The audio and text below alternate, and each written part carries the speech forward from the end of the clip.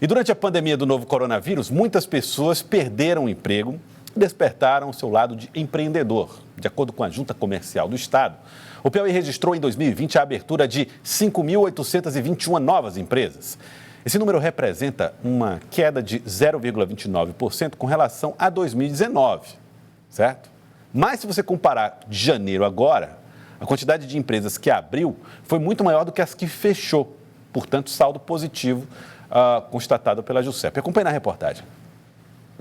Após 6 meses sem trabalhar, a fisioterapeuta Marielle encarou o desafio em meio à crise financeira provocada pela pandemia do novo coronavírus e abriu a própria empresa. Se eu não tivesse tido a coragem, se eu não tivesse tentado me reinventar, eu acho que teria sido pior, porque eu estava sem trabalhar, então entre eu tentar e poder dar certo e não tentar, eu preferia arriscar. Em comparação com 2019, a perda em relação à abertura de novas empresas foi de 0,29. Ainda assim, 2020 é visto como positivo, considerando que ainda estamos passando por uma pandemia. Foi justamente nesta dificuldade que muita gente teve que optar em ficar sem trabalhar ou partir para o gerenciamento do próprio negócio. No ano de 2020, o Piauí registrou a abertura de 5.821 empresas. 84,09 são as micro e pequenas empresas. 10,98 são empresas de pequeno porte. 4,93 são as demais empresas, como as grandes. O nosso estado, ele tem uma tradição de empresas pequenas, Nós não temos grandes empresas assim, em quantidade no nosso estado, mas é microempresa, empresa de pequeno porte, o que não é ruim. As pessoas às vezes veem assim, o estado só tem pequenas empresas, são as pequenas que se mantêm frente a uma tempestade. No momento difícil, aquelas pequenas empresas, elas são muito protegidas, porque quase sempre são empresas mais familiares, são empresas que têm pessoas que zelam por ela, porque é a subsistência da própria. Os meses que mais se destacaram com a abertura de novos negócios foram julho, com 588, agosto, com 601.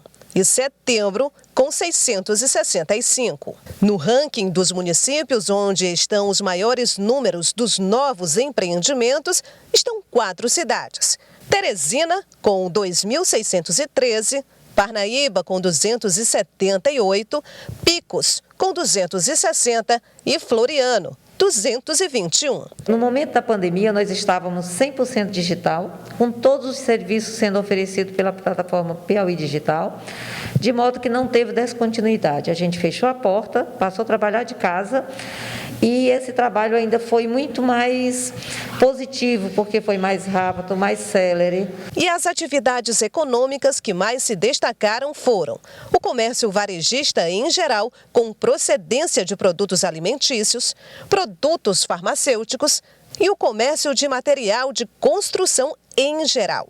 A empresa de Marielle é voltada para a estética feminina, serviço considerado não essencial, mas as expectativas da jovem empreendedora são as melhores. A minha expectativa é só crescer mais, claro, é poder mostrar mais o meu trabalho, porque eu não sou assim tão conhecida aqui, até porque existem várias empresas na mesma área que a minha, mas a minha ideia é realmente mostrar o meu trabalho mais, é poder expandir, é claro.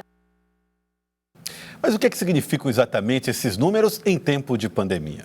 Nós estamos recebendo aqui o economista, mestre em economia, Dr. João Vitor, que vai conversar conosco a respeito deste assunto e tentar nos ajudar a entender. Dr. João Vitor, boa tarde, seja bem-vindo aqui ao Jornal do Piauí. Bom, os números mostram crescimento de empresas em tempo de crise. O que isso pode indicar? Sinais de prosperidade? Boa tarde a todos, ouvintes, boa tarde que nos acompanham. Isso, na verdade, tem alguns aspectos, aspectos mais conjunturais dessa crise, que, na verdade, ela demonstra que muitas empresas fecham e, naturalmente, essas empresas podem voltar a abrir. Então, muitas dessas empresas, como nós vimos na reportagem, que foram criadas a partir da reabertura em agosto, setembro, outubro, são empresas que podem ter o mesmo dono daquelas empresas que fecharam no começo da pandemia, que reabriram. Um outro fator que pode explicar isso são pessoas que perderam seus empregos formais e buscaram, em meio a essa crise, em meio a essa janela de oportunidade, com a digitalização, com o delivery, com esses serviços mais remotos, buscaram empreender. Então, essas pessoas que perderam seus empregos em meio à crise, elas também buscaram alternativas para buscar uma forma de renda que acabou sendo via a criação de uma nova empresa com o CNPJ. Por isso que, como a reportagem demonstrou, a maior parte são microempresas, né, formadas por microempresários individuais. Aliás, a quantidade de microempresas é gigantesca, mais de 80%. Isso aponta que característica da economia do lugar? Primeiramente, aponta que são empresas formadas por pessoas que têm pouco capital para investir. Então, isso já demonstra que essas pessoas podem ser justamente aquelas que perderam seus empregos formais ou então que juntaram a pequena economia ao longo dos anos. Não são empresas formadas por grandes volumes de investimentos que chegaram até o Estado, o que já demonstra que já não é, de fato, uma prosperidade em meio à crise. Porque se fossem empresas de maior porte... Já dá para sentir que não é prosperidade. Isso, justamente. O que podemos perceber é que o Estado talvez tenha conseguido se adaptar um pouco mais a essa transformação que a crise gerou. No entanto, a característica das empresas de serem empresas de pequeno porte já demonstra que são a maior parte dos capitais oriundos das próprias famílias piauienses. Ou seja, foram alternativas para buscar a renda nesse momento de crise. Outra característica também é pouco mais de 2.000 das empresas novas que abriram são aqui na capital, aqui em Teresina. A segunda colocada, que seria Parnaíba, que representa somente quase 10% da quantidade de empresas abertas aqui na cidade de Teresina. Essa concentração excessiva em Teresina é uma coisa esperada, natural? Demonstra uma certa desigualdade? Deve ser vista com preocupação? Isso, na verdade, é uma característica geral do Estado, né? Nós concentramos quase um terço da população do Estado aqui na capital. Consequentemente, a demanda agregada se concentra aqui. O que acontece é que essas empresas, na verdade, tiveram que agir de uma maneira não convencional, o que acaba exigindo algum tipo de infraestrutura que não é comum em todo o Estado. Nós temos, por exemplo, o uso de redes sociais, de internet, digitalização, e nós sabemos que essa infraestrutura não é homogênea. Teresina concentra a maior parte da população que tem acesso à internet e que tem acesso às formas de consumo consideradas mais modernas, o que dá um indicativo de que essas empresas que conseguiram atuar em meio à pandemia, na medida que necessitaram utilizar novas modalidades de compra e venda, né, mantendo o distanciamento, abordando o cliente de nova forma, elas passaram a ser mais comuns nessas regiões onde há uma população com mais acesso aos instrumentos digitais. Parnaíba, que é uma cidade também considerada grande porte, também tem esse acesso dessa população e essa forma de venda. No entanto, é menos comum que Teresina. O que nós notamos é que essa forma de vendas digitais, que foi uma forma que aconteceu muito, por exemplo, no ramo de alimentos, ela já era uma tendência e ela foi agora acelerada em meio à pandemia. Ou seja, a cidade onde já tem esse hábito de relações comerciais e produtivas, ela tende a ser aquela mais capaz de reagir a esse momento de crise. Por isso que Teresina tende a concentrar a maior parte dessas empresas criadas. Qual é o futuro dessas empresas? Quando se observa um cenário como esse, que tipo de perspectivas elas possuem? Ou que tipo de compromisso agora o Estado passa a ter, quando eu falo Estado, os entes federativos, para a manutenção de um bom ambiente de negócio nessas empresas recém-criadas? Essa é uma questão muito boa, Joelson, porque o que acontece é que nós temos o hábito aqui em Teresina, aqui no Piauí, de modo geral, de muitas empresas surgirem e não durarem muito.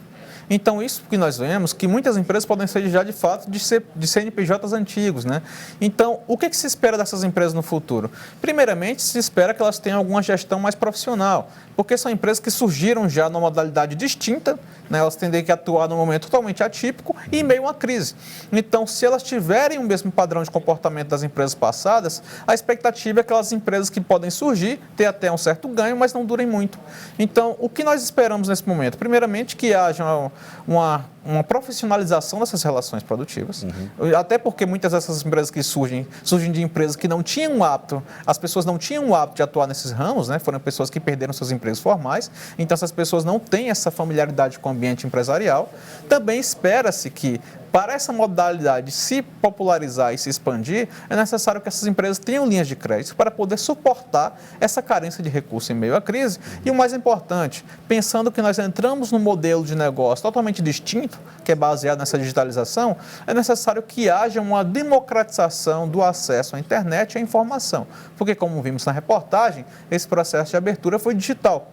E nós sabemos que não é em todas as regiões do Piauí, não são todas as pessoas que têm familiaridade com essa forma de negócio. Então, necessita não só uma profissionalização por parte dos empresários, mas também um suporte no sentido do fornecimento de crédito estratégico e também na questão da capacitação e treinamento com essa nova forma de negociação. Relações precárias de trabalho podem maquiar esses números? Por que eu pergunto isso? Porque tem muita gente que pode abrir uma micro e pequena empresa, ou microempreendedor individual, por exemplo, CNPJ, para manter uma relação de trabalho de remuneração. continua empregado, mas só que isso através de um contrato com microempreendedor individual. Está mais comum isso acontecer? Isso. A partir da reforma trabalhista, que nós tivemos em 2017, houve uma maior flexibilização das relações trabalhistas. O que isso significa? Que esse processo de contratação e demissão ficou muito mais prático. Para um lado, para parte da empresa, é interessante porque ela consegue mobilizar empregados de uma maneira mais prática. No entanto, para o empregado que perdeu seu emprego, ele tem mais dificuldade de conseguir uma nova forma de emprego com a mesma renda de antes. Então, a tendência é que esse desemprego aumente, não só o número de pessoas fora do mercado de trabalho, mas também aumente a demanda por renda por parte dessas famílias. Então, essas relações mais flexíveis no mercado de trabalho, elas acabam forçando essas pessoas desempregadas a buscarem novas formas de renda. Então, na verdade, o que nós chamamos de empreendedorismo, por um lado, nada mais é do que uma alternativa que essas pessoas têm que ter para se manter com acesso à renda e consumo. Não é, de fato, aquele empreendedorismo formado por pessoas que têm grandes ideias e grandes volumes para investimento. São alternativas para as famílias que não têm renda em meio ao desemprego e à crise. Ou seja, não pode se olhar para esses números e só apontar como um número de crescimento. Esse é o resumo da questão, né? Precisa analisar os casos e o cenário. Agora, você falou que as empresas grandes de maior porte, quando se instalam, essas sim apontam para uma prosperidade. Por quê? Porque geralmente são empresas que elas são mais sólidas no mercado. Primeiramente, uma questão que nós temos que considerar é que as pequenas empresas e micro são aquelas que geralmente geram emprego. Certo. Só que, ao mesmo tempo que elas geram emprego, elas são aquelas que mais demitem e mais sofrem. São empresas que duram pouco tempo, 2, 3 anos. Então, elas geram emprego, elas vão à falência e reabrem. Se você pensar, por exemplo, nos estabelecimentos de bares, restaurantes aqui em Teresina, geralmente é comum que eles surjam durante 2, 3 anos, prosperem e depois vão à falência.